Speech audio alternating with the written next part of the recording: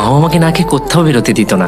তুমি খাও, আমি গিয়ে কাজ সারি। কাজের লোক আসেনি, বাসন পড়ে আছে, সব মাজতে হবে। খেয়ে নাও। হ্যাঁ, ও তোমার তো আবার আঙুল কেটে। আমি চামচ চামচ।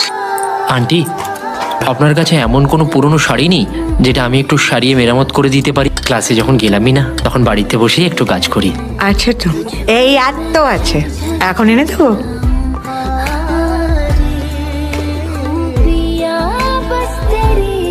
আপনি আমায় দেখলে এমন চমকে চমকে ওঠেন কেন আন্টি?